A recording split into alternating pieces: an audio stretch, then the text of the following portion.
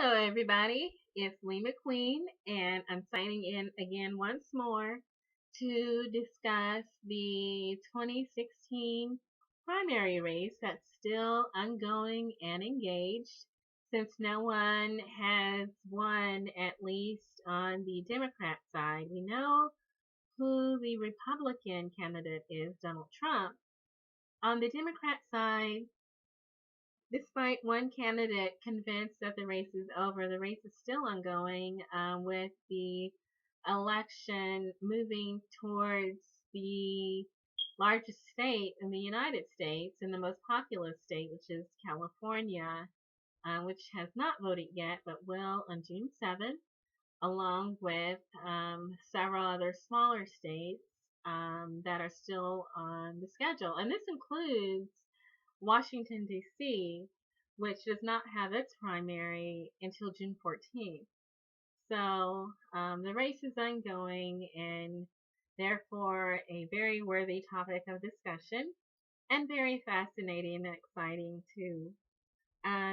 Definitely still feeling the burn. I'm Team Bernie Sanders, and I'm Bernie or bust.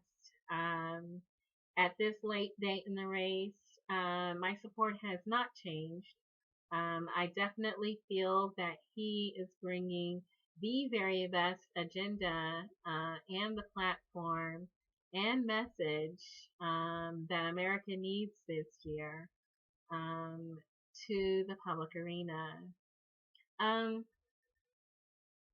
what I wanted to definitely say is that I feel, despite what the Democrat Party, Hillary Clinton, and the head of the DNC have told us about Bernie Sanders, I do feel that he is actually the most qualified person still standing in the race today.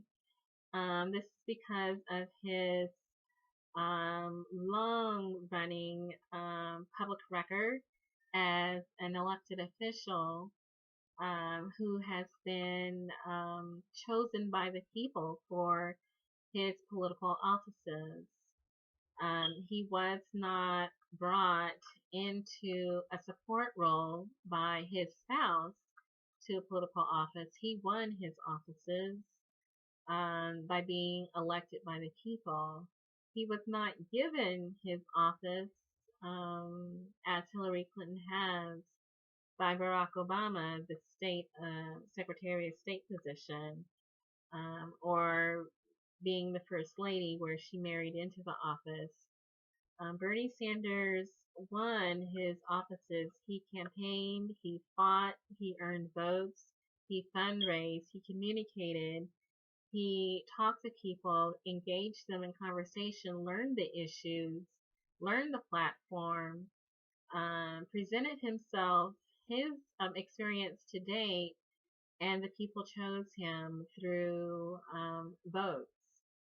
So that's happened in multiple elections at increasing levels of responsibility.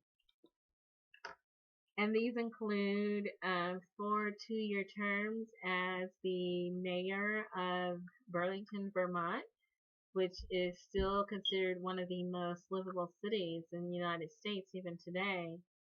And so that's adding up by my calculations to 8 years of elected office as a mayor. And then he was also elected elected to serve the people of Vermont and Washington, D.C.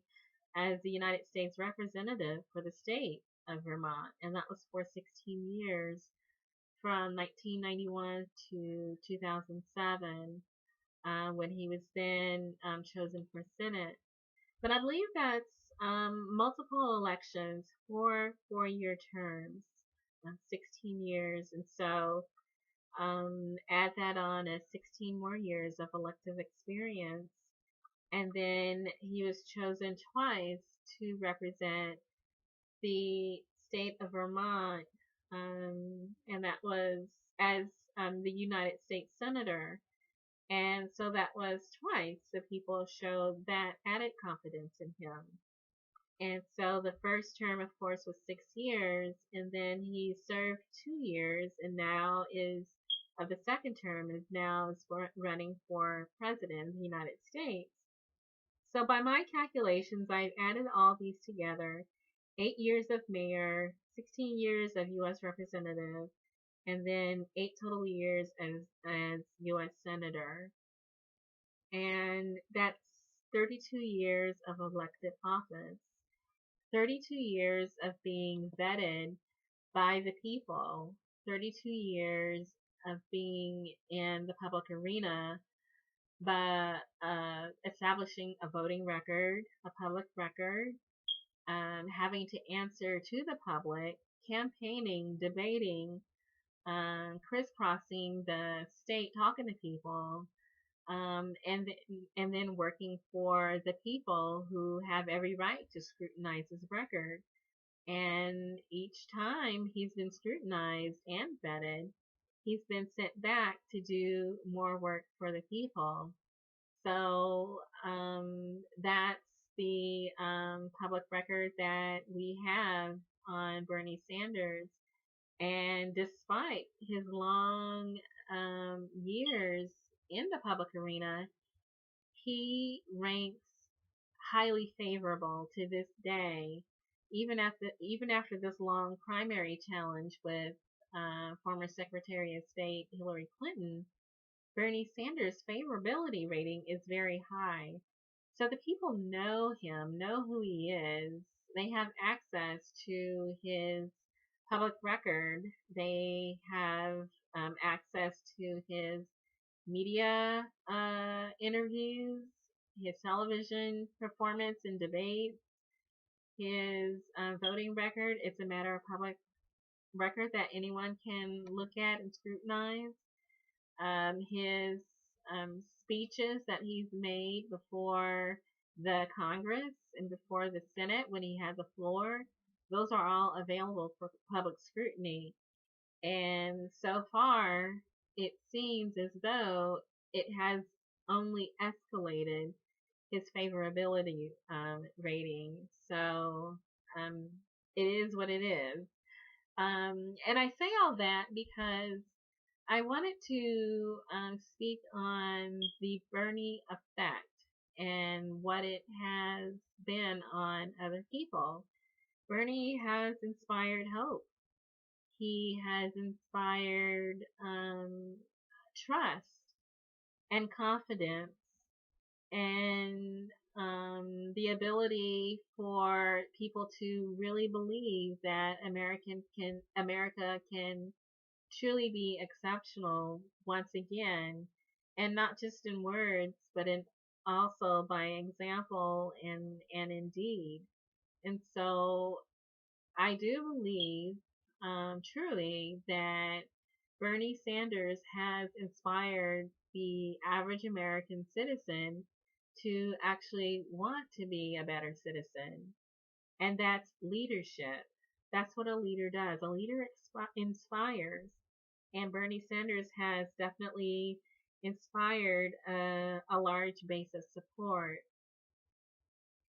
But not only that, Bernie Sanders has also inspired not just the citizen or the voter or the electorate, he's inspired fellow public servants. And I say public servants rather than politicians because politicians tend to serve themselves, while a public servant tends to serve the public. And I do believe that even going beyond his elected office, Bernie Sanders has definitely served the public interest even before he became mayor of Vermont, back when he was serving his fellow citizen of all races and all colors by his participation as an activist in the civil rights movement, back when it wasn't popular, back when other politicians were serving only certain segments of the public.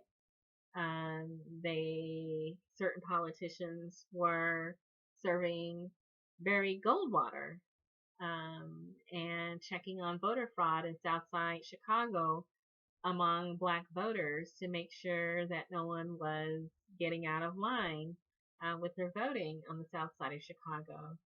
And that was Hillary Clinton. Carl Bernstein said that in his book. At the same time that was happening on the south side of Chicago, or about the same time, Bernie Sanders was actually fighting for integration rather than segregation. This is the type of public servant that he is. And it makes a lot of things very clear when you consider where Bernie Sanders got his early start in politics and where Hillary Clinton got her start.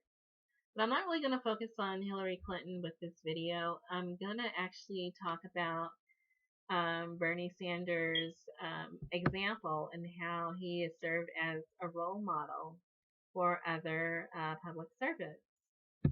I spoke about the Berniecrats in a previous video at berniecrats.net. A webmaster has put together a web page with the names of politicians or public servants who are engaged in primary races that consider themselves or others consider them progressives, regardless of party affiliation. They are engaged in primary races this election season. They are considered the down ballot political candidates who are running for office. And some of them have already won their primary challenges.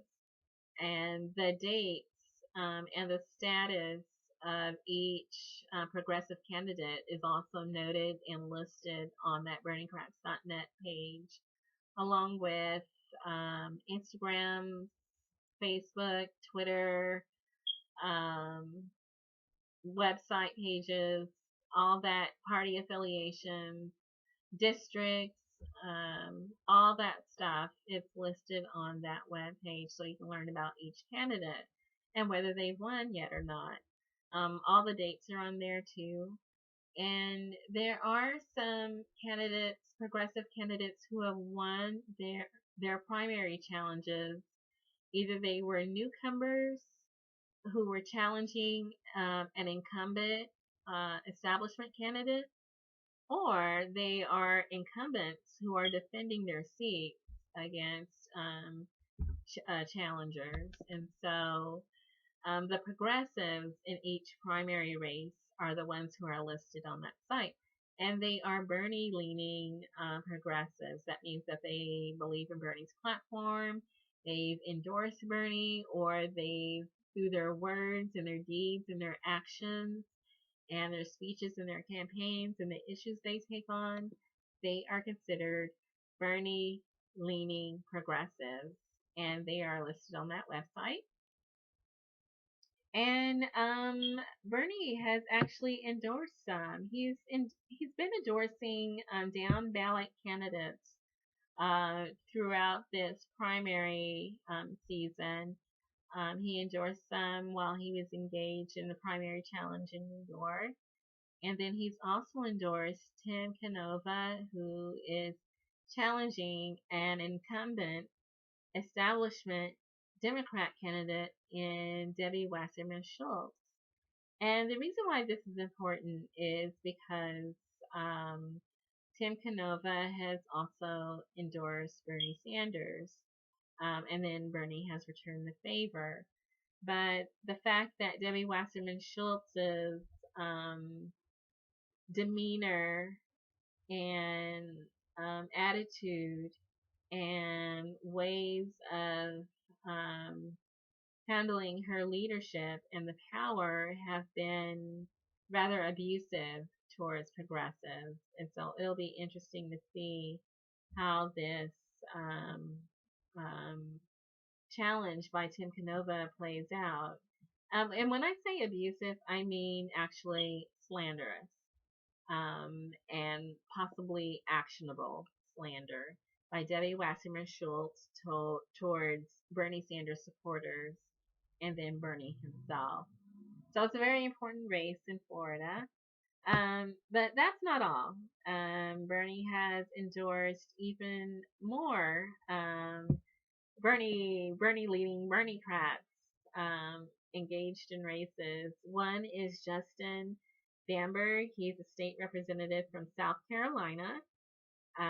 He was an endorser of Hillary Clinton's campaign, but he switched before the primary because of Bernie's work for racial, social, and economic justice. And so he won his last election by only just a little bit over 100 votes. And so it was a tight race, and Bernie wants to make sure that we're aware that he's going to get challenged again and that he can keep his seat in the state legislature. We've seen that all politics is local. It's an old saying, and it's a true saying because a lot of the primary races this season have been affected by the performance of state and local officials who were running the election apparatus or who are in positions to oversee the election apparatus. If we have progressives in those state positions, the state and local positions, we can at least make sure that the voting is fair. And that's also very important at any level. David Bowen is the son of Jamaican immigrants. He is running for his second term in the Wisconsin state legislature. He's working on, and he's not working on. He actually won living wage for Milwaukee City employees, and he's considered a progressive. Clara Hart is a refugee from Mozambique, and she's running for the South Dakota House. And so she wants to continue her work there for immigrant families. And Bernie's endorsed her. Terry Alexander is a representative in the South Carolina legislature, and he supports raising the minimum wage, expanding health care, and protecting the right to vote. And he's someone that Bernie considers courageous. Carol Amons. I name checked Carol Amons in my Berniecrats video, my previous installment, and she became the first African American woman who won an election in her district in the Illinois state legislature. So she scored an upset election victory against a well-funded establishment opponent. And so because she's fighting for progressive issues, Bernie considers her definitely very worthy of progressive support.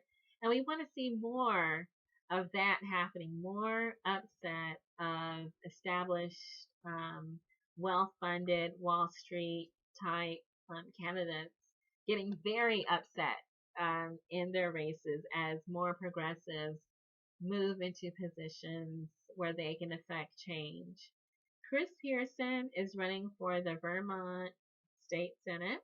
He's had 4 terms in the Vermont House of Representatives, and his issues that he's been championing are livable wages, strong labor unions, and climate change advocacy, and then voting rights. And so he actually did pass a bill into law this year for automatic voter registration. And again, as we've seen this primary race, registration has been an issue. How easy it is, how hard it is, the barriers put into place. And so Chris Pearson has made it far more easy for voters to get registered and to exercise their rights for let's just say, I'm trying to say enfranchisement and it's not coming out right, but let's just say voting rights, the right to express their voice at the ballot box. Jane Kim is the first Korean American to win an election in San Francisco, and she is running to be a California state senator. And so her background is that she's a civil rights attorney. and she's been fighting for affordable housing and fair wages in San Francisco, which is an expensive city. So those are definitely important issues.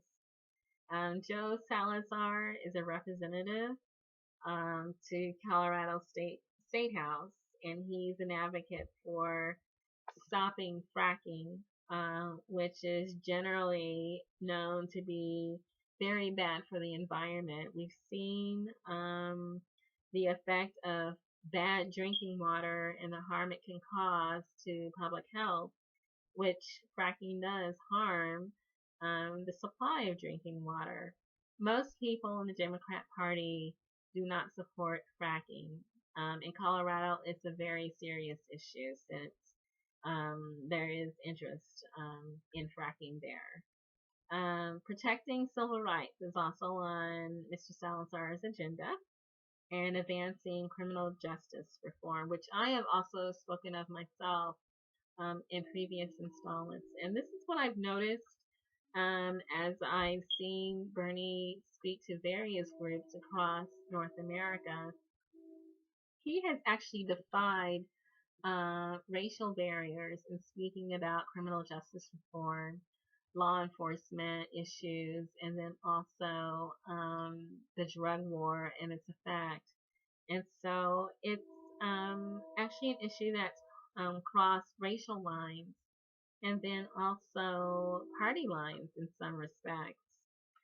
Whether it's the urban inner cities, where you find blacks and Latinos who have concerns about criminal justice reform, and then even poor regions where there are more white people living, like Appalachia, where it's also an issue.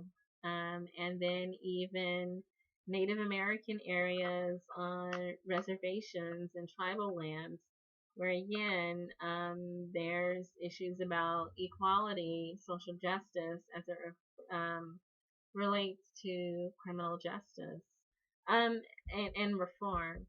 And so Bernie Sanders is having a tremendous effect, not just on the ordinary people, or, the wonderful people, of which I am one. He's also been having an effect on fellow politicians. He's displayed quite a bit of leadership, and he's inspired quite a few people to follow him closely. His agenda, his platform for progressive change and for moving America forward and making America exceptional again. Definitely these people who are throwing their hats into the ring or who have been re-energized and re-inspired by Bernie Sanders, we definitely want to make sure that we support them and continue to use them as our voice on the national stage. Those who are progressives, you might consider throwing your support to one of the people that Bernie has endorsed from that list I just read. And then also you can visit berniecrats.net to find even more progressives, not necessarily endorsed by Bernie Sanders, but who have identified themselves as Bernie leaning. You can follow their website links, their social media, and even get familiar with their platform and decide if they're also people that you want to support too. Definitely, change comes from the bottom up. I've said before, and Bernie has said before, that he is not a savior. He is not a cult figure of personality for people to follow blindly. He is one human being who actually has stood the test of time, who has been vetted repeatedly, countless times for various offices, and people have decided that he's the real deal. But basically focusing on the issues. And so it is, this election season, it is all about the issues. It's not about a personality. or about one man. It's about a wave of grassroots support from the bottom moving up to force a progressive agenda. If we want health care, a clean environment, we want criminal justice reform, we want education, we want to protect our troops from needless wars, we want renewable energy, we definitely have to make an effort to move the agenda forward. We definitely do not want to move backward. We don't want to visit the 90s again. We've done that. We've been there. We've seen it. Even the 2000s, we're beyond that. And we definitely do not want to stand still. We want to move forward. And this is how you do it. Thank you.